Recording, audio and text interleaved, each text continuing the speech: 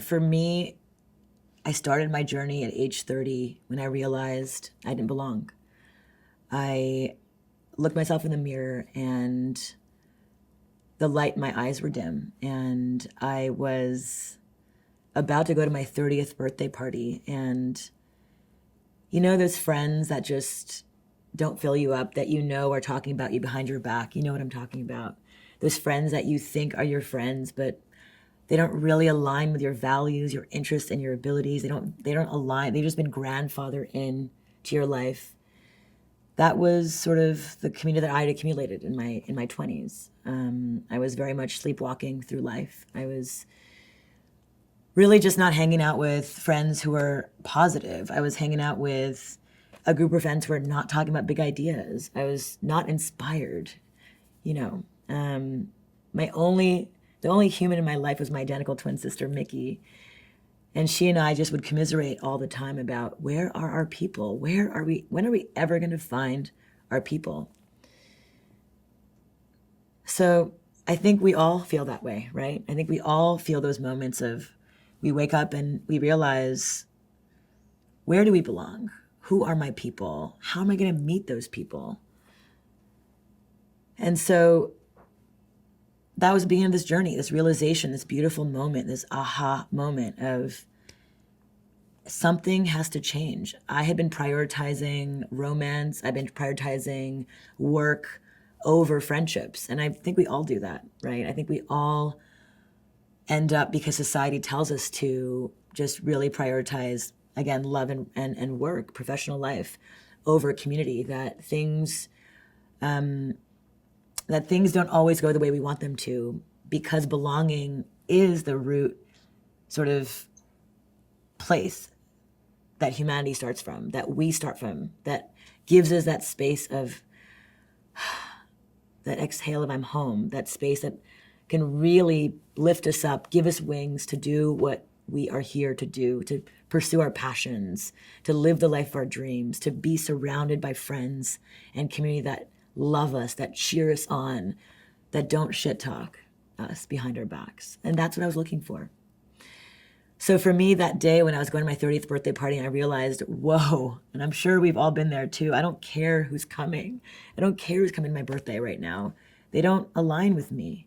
That was the beginning of that journey. And I realized I want to be around humans who said, fuck yes to life, right? Like, don't you want to be around friends who just wrap you up with excitement and energy, who just propel you up to your greatest heights that you didn't even know were imaginable? That's what I wanted out of friends and community. Radha, that's a beautiful story. And I never knew that about you when I first got to know you. But I'm curious, what is your life like now? Now that you've mastered these tools of building community? Well, if you can picture this vision, this moment when I was staring myself in the mirror at age 30 to now, I was staring myself in the mirror before going on stage in front of 15,000 people on the Oprah tour, to selling my business, one of my businesses, for 9 figures, and taking 40 of my closest friends on an all expenses paid trip to Colombia to celebrate this beautiful occasion, to be able to fall in love and have a baby, to go to the White House to throw dance parties for the Obamas on their last hurrah at the White House, to being on a farm and throwing epic dance parties with hundreds of friends joining here.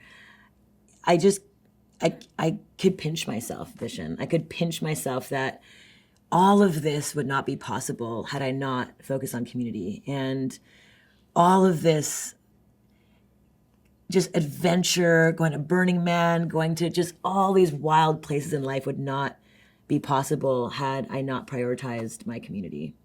That is amazing. Wait, you were invited to toss a dance party at the White House for the Obamas. Yes. Yeah, Daybreaker was invited to throw the last party at the White House, and I DJ'd with my twin sister, Mickey, on stage and threw a giant party. And it was just this unbelievable moment of just fist pumping to this last hurrah. And I always joke that, we got to play the White House and Diplo didn't, but I'm teasing. That's amazing.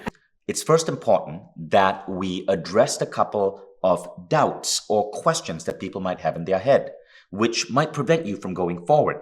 Now, the first question is really common. I'm an introvert. Can I do this if I am an introvert? This is the question that prevents so many of us from taking that first step forward. And I hear you guys, because I'm an introvert too. I've always been shy or an introvert. Radha? So psychiatrists will say that introversion and extroversion are labels we give ourselves based on past childhood traumas that happened in our lives, whether we were bullied on the playground, whether we had trouble at home, whether we were, really, whether we were sort of in moments in our childhood that created this labeling for ourselves. And so my challenge to everyone watching today is to really recognize that we get to be all these things. We get to be introverts and extroverts, that we are all metaverts. We can be loud, we can be quiet bookworms, we can be social butterflies, we could be open and gregarious, we could be thoughtful and introspective, that we get to have all of these qualities as human beings. And it's when we recognize that introversion and extroversion are labels given to us, or labels that we've assigned to ourselves. And the more we assign those labels to ourselves, the more of a self-fulfilling prophecy they become. We become more and more like them. And so if we just unpack all those labels, if we really just move any of these limiting labels away from us that prevent us from creating our dream community, all of a sudden the whole world opens up. We can get more curious.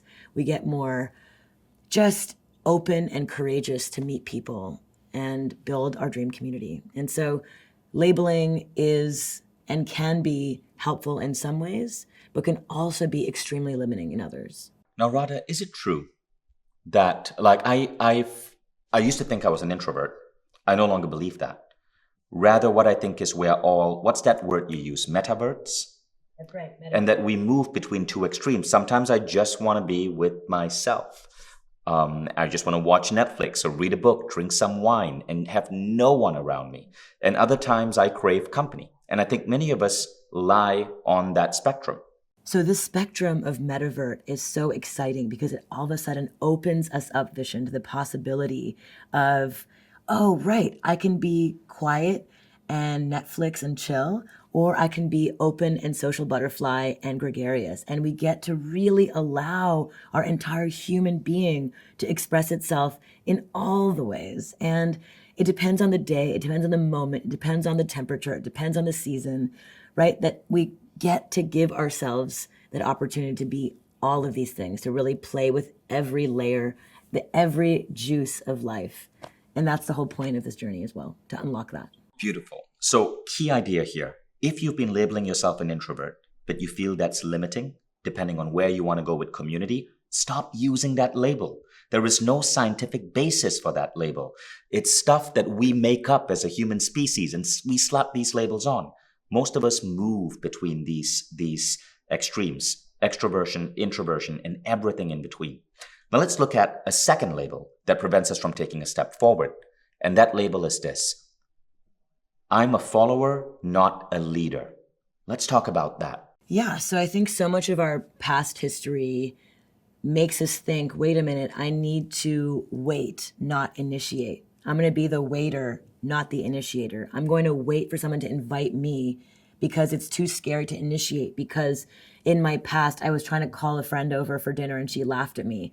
And ever since then, I've had trauma around initiating because of that. So if you've had that sort of, again, past trauma or limiting belief around, I need to wait to be invited, this is actually what changed my life vision. Was I went from being the waiter to the initiator. Instead of waiting for my community to come to me, I began creating my community. I initiated and built my Daybreaker community from scratch, from the ground up. I built my close-knit inner core community from the ground up, from scratch. And we can all do that. We can all become initiators once we get to know ourselves, look under the hood, recognize our own values, our own interests, how we want to show up in the world with our gifts. That's really where the beauty and the magic begins.